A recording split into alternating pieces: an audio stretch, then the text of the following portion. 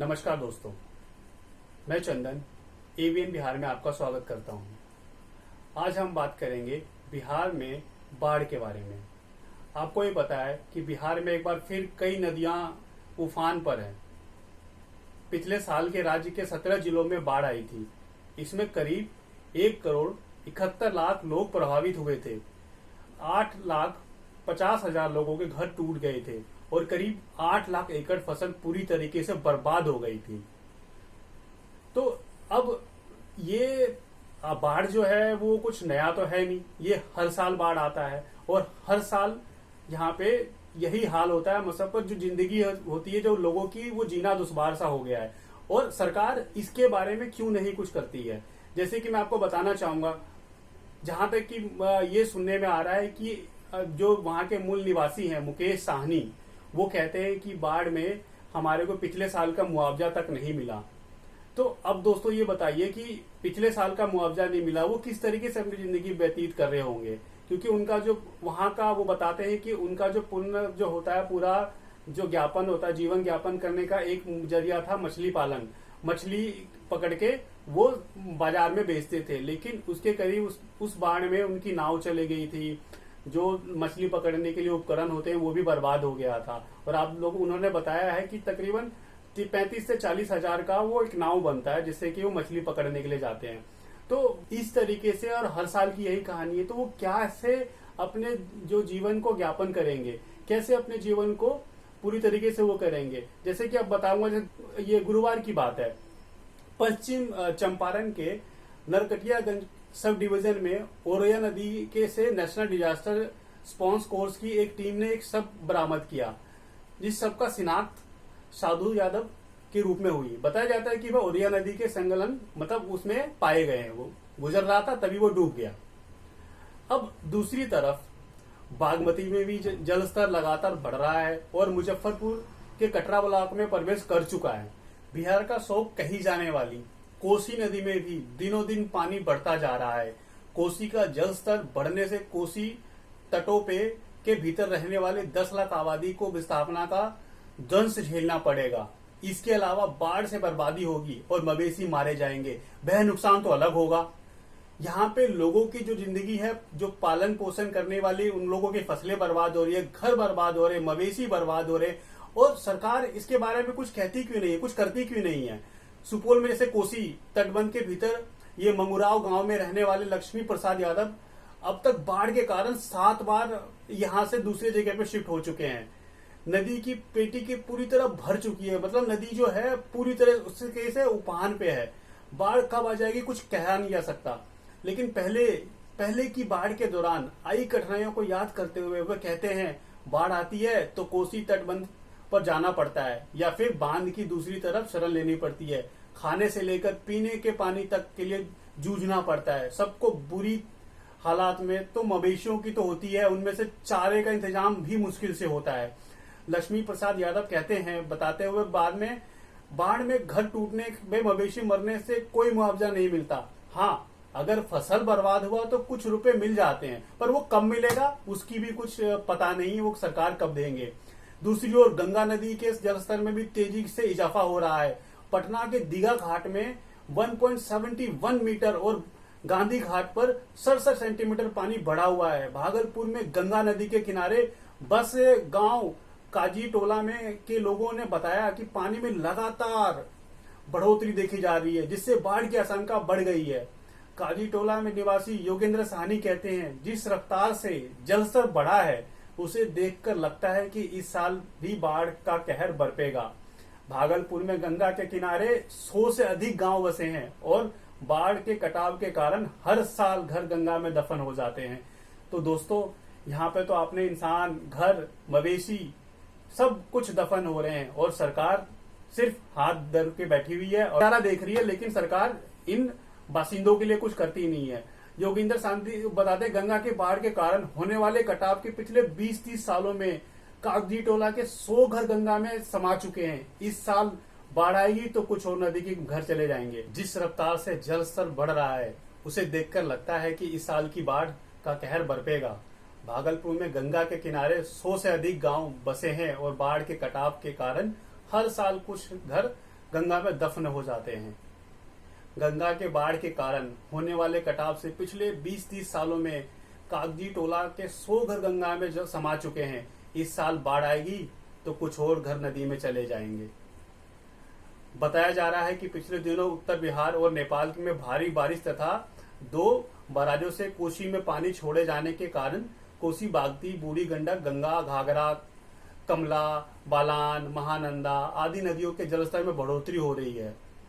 अब नेपाल की सीमा से रक्सौल में अन्य इलाकों में जलमग्न हो चुके बागमती जलस्तर बढ़ने से उसका पानी पूर्वी चंपारण और शिवहर को जोड़ने वाली सड़क से होकर गुजर रहा है, जिस कारण लोगों को रोड पार करने में बहुत सारी दिक्कतें हो रही है। नावों का सहारा लेना पड़ रहा है, बहुत मुश्किल से वो लोग रोड पार कर पा रहे हैं। अब बहरहाल सोचिए कि अगर अब इस बाढ़ के बीच में कोई कैजुअलिटी आ जाती है, कोई इमरजेंसी आ जाती है, कोई दुर्घटना हो जाता है, तो उससे लोग कैसे जा पाएंगे? क्योंकि बाढ़ के कारण तो सड़कों पे तो गाड़ियां चल नहीं पाएगी, और जो अस्पताल वगैरह वो शहरों की तरह है, गाँव में तो अस्पताल है नहीं। आपको भी पता है कि बिहार में जिस तरीके का हालात है कि अस्पताल तो है नहीं, तो वो लोग कैसे करेंगे? और सरकार किस तरह की मदद कर रही है वो हर साल आपको पता ही है। पूर्णिया, कटिहार, अररिया, किशनगंज में भी बाढ़ का खतरा मंडरा रहा है। पूर्णिया और अररिया में तो कई हिस्सों में बाढ़ में पानी प्रवेश कर चुका है और सरकार सिर्फ वेट कर रही है, सरकार सिर्फ देख रही है कि बाढ़ आए और थोड़ा टाइम हो और बाढ़ जाने के बाद, ताकि हम उसको मुआवजा के नाम पे खूब लूट घसोट करें, खूब आप करप्शन करें। अब पिछले साल बिहार में बाढ़ कोहरा मचाया था, राज्य के 17 जिलों में बाढ़ का पानी घुसा था। बाढ़ से करीब, जैसे कि मैंने आंकड़ा आपको बता दिया कि तकरीबन 1,71,00,000 लोगों के साथ चला गया। और इस आंकड़ों के अनुसार करीब 8 लाख एकड़ में लगी खरीफ फसलें बर्बाद हो गई थी। वहीं उत्तर बिहार में 700 किलोमीटर स्टेट हाईवे और 1.5 दर्जन नेशनल हाईवे बाढ़ से बिल्कुल टूट चुके थे। रोड बर्बाद होने से करीब 1,000 करोड़ रुपए का नुकसान हुआ था। बाढ़ का हवाई सर्वेक्षण करने के लिए नीतीश कुमार ने बाढ़ के पीड़ितों न केवल समुचित आर्थिक मदद का भरोसा दिया था, सिर्फ भरोसा दिया था, मिला कुछ नहीं, सिर्फ भरोसा दिया था। उन्होंने ये कहा था कि आश्वासन दिया था कि अगले साल प्रशासन पहले से ही जरूरी कदम उठाएंगे ताकि जान माल का कम से कम नुकसान हो। देखिए, अब वो कह रहे हैं कि अगले साल, इस साल तो गुजर चुका है, अगले साल, अगले साल, अगले साल करते करते उन्होंने 15 साल गुजार दिए। और उस 15 सालों में आज तक उन सब जगहों का वही हाल है, वही लोगों के घर टूट रहे हैं, वही लोगों की जाने जा रही है, वही लोगों की फसलें खराब हो रही है, वही लोग बिल्कुल आर्थिक तंगी से गुजर रहे हैं। लेकिन सत्ता में बैठे हमारे नीतीश जी, उनको तो क्या, उनको तो सिर्फ मोह माया है कुर्सी का, उनको सिर्फ बैठना है कुर्सी पे, और उनको कोई सत्ता से लेना देना, उनको कोई जनता से लेना देना नहीं है, उनको कोई कुछ नहीं है। आर्थिक मदद की वो आश्वासन देकर पिछले साल बाढ़ से प्रभावित लोगों को कहना था कि अब तक असली में सरकारी मदद की सहायता तक नहीं मिली है। देखिए, पिछले साल की बाढ़ का कुछ राहत अभी तक मिला नहीं है, दूसरा आके तैयार बैठा हुआ है। तो अब इसी के बारे में, जैसे मैं एक बात हुई थी, मुजफ्फरपुर के एक निवासी हैं मुकेश साहनी, वो कहते हैं मैंने खेत में फसल लगा रखी थी तो वो बर्बाद हो गई, लेकिन मुआवजा नहीं मिला। हमारे टोले में रहने वाले ज्यादातर लोगों की रोजी रोटी मछलियों पर निर्भर है। पिछले साल की बाढ़ में मोहल्ले की 8 से ज्यादा नावें मछली पकड़ने के लिए रखे जाल बह गए थे। अब वो आगे बताते हैं कि 10 से 15 लोगों की क्षमता वाली एक नाव को बनवाने में तकरीबन 35,000 रुपए खर्चा आता है।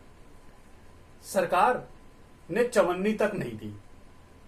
बहरहाल अब तक कोई जिलों में बाढ़ का पानी घुस जाने के बावजूद बिहार सरकार ने बाढ़ प्रभावित जिलों के बारे में कोई घोषणा नहीं की। अलबत्ता सरकार की तरह से यह आश्वासन जरूर मिल रहा है कि राज्य सरकार बाढ़ से निपटने के लिए पूरी तैयार है। जैसे वो कहते हैं, नेता है ना, भाषण तो देंगे ही, और भाषण अब जनता हो, वोटर हो, तो भाषण आपका सुनना जन्म सिद्ध अधिकार है, क्योंकि आप कुछ कर नहीं सकते, आपके हाथ में सिर्फ वोट देना है, वोट देना है और वोट देना है। अब हम बात करते हैं, बाढ़ग्रस्त इलाकों में रहने वाले लोग सरकार से इस आश्वासन को खूब समझते हैं। कोसी के क्षेत्र में रहने वाले 65 वर्षीय मंगल प्रसाद यादव कहते हैं, हमें सरकार के आश्वासन का मतलब मालूम है, हर साल की तरह यही आश्वासन देती है और साल बाढ़ तबाही मचाती है। उन्होंने कहा कि बाढ़ की चपेट में आने वाले लोग अब सरकारी मशीनरी पर कोई भरोसा नहीं है और ना ही कोई आश्वासन पर। सरकार जब कहती है कि हमने पूरी तैयारी कर ली है, इसका अर्थ समझ लीजिए कि बाढ़ के राहत के नाम पर खूब लूट और खसोट होने वाली है। जैसे कि हमारे आदरणीय प्रधानमंत्री मोदी जी ने कहा था कोरोना के समय पे कि आप वो बिल्कुल आप आत्मनिर्भर बन जाइए, मतलब भैया हमारे बस की कुछ नहीं है, आप अपने ऊपर जो करना आप अपने ऊपर करिए। तो बहरहाल अभी चल रहा है। अब एक बार बताना चाहूंगा, अब अभी देखिए कोरोना काल में, कोरोना का समय चल रहा है, इस महामारी का एक तो बुरी तरीके से पूरा देश, पूरा वर्ल्ड, पूरा विश्व बिल्कुल त्राहिमाम त्राहिमाम कर रहा है।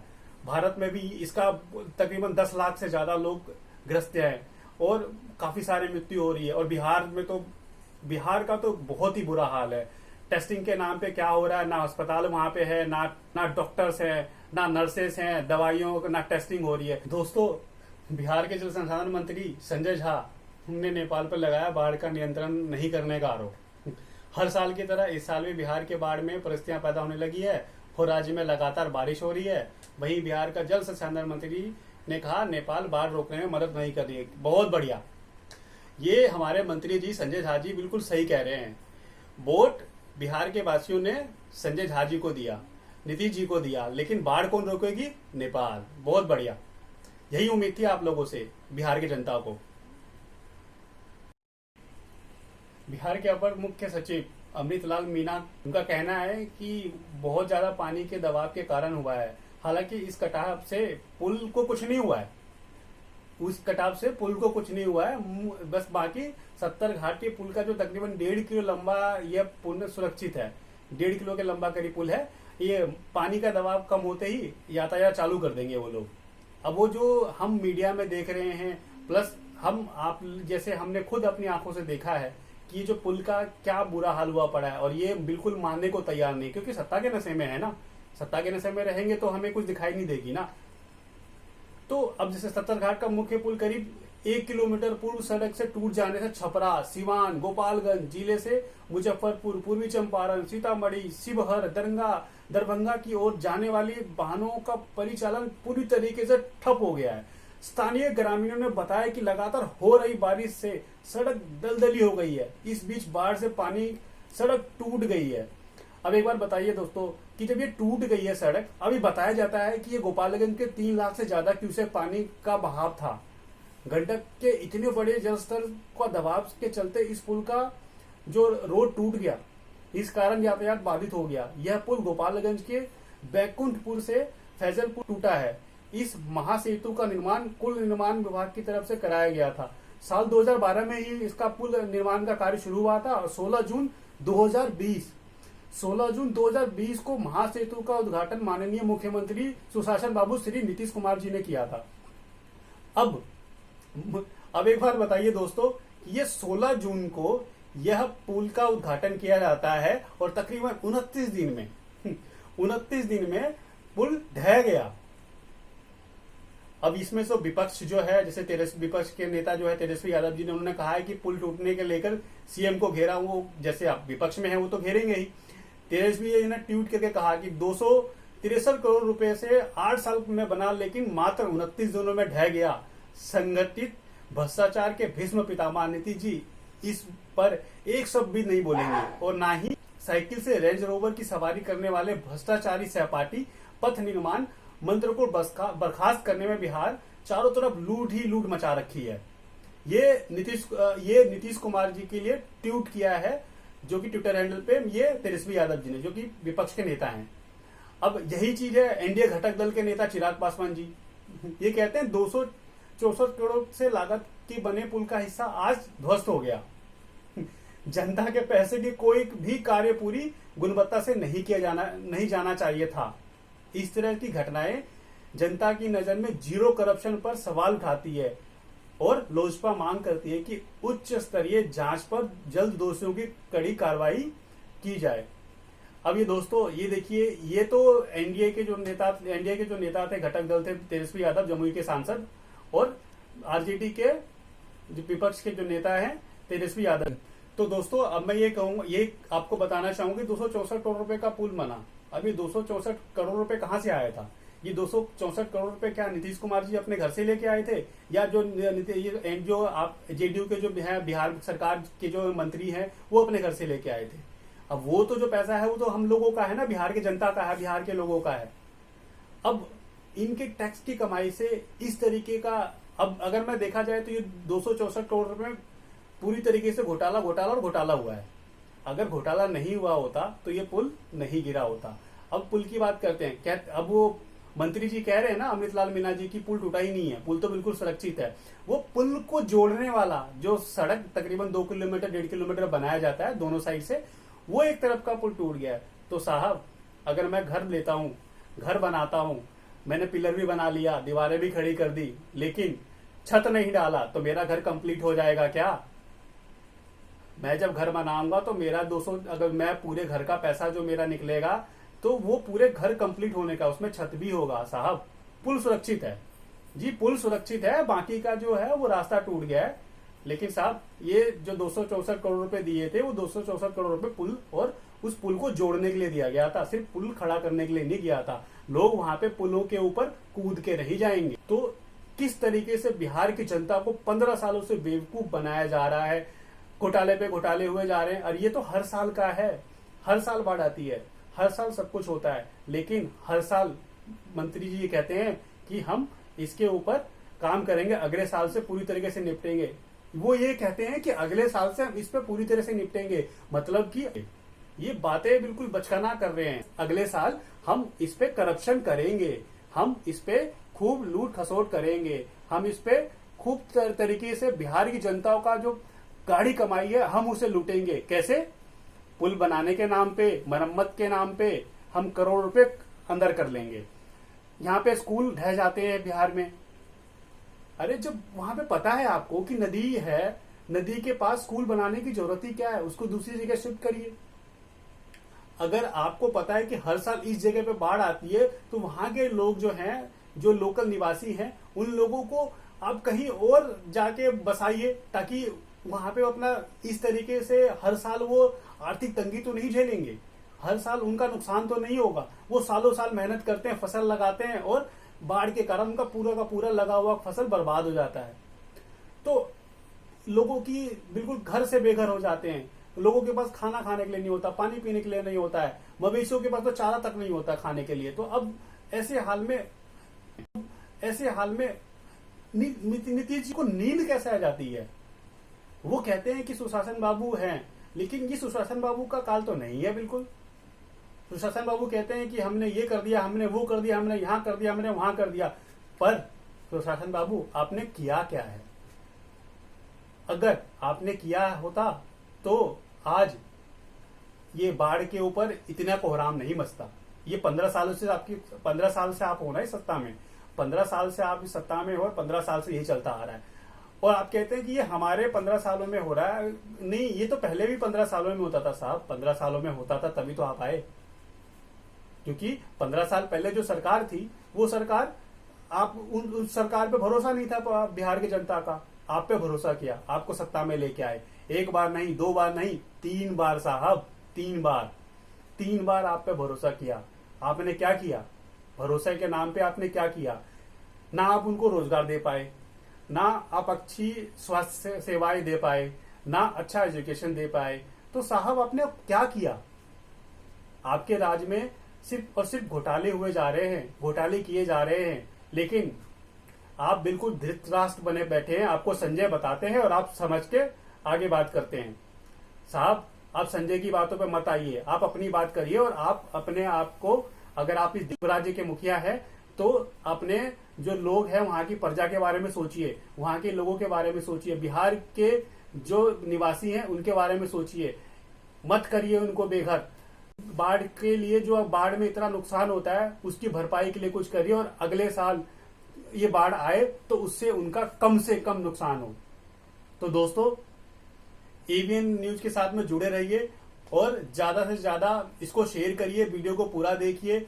अगर आपको लगता है कि इस वीडियो के माध्यम से हम सरकार तक अपनी बातें पहुंचा सकते हैं, तो आप हमसे जुड़िए, कमेंट करिए, कमेंट करके आप बताइए कि वीडियो कैसा लगा, और फीडबैक दीजिए। और आप लोगों को जैसे रोजगार के बारे में या किसी भी चीज के बारे में अगर आपको के पास कोई जानकारी है, तो कमेंट करके हमें बताइए, ताकि हम उस पर बात करेंगे और अपनी बातों को सरकार तक पहुंचाएंगे, जिससे कि हमारा भला हो, बिहार का भला हो। तो इस वीडियो के साथ में अगले वीडियो में मिलते हैं। आगे से नमस्कार, जय बिहार, जय हिंद। आप देखिए, इसे लाइक करिए, शेयर करिए और कमेंट करिए ताकि और वीडियोस आए और आप उसे देख पाए।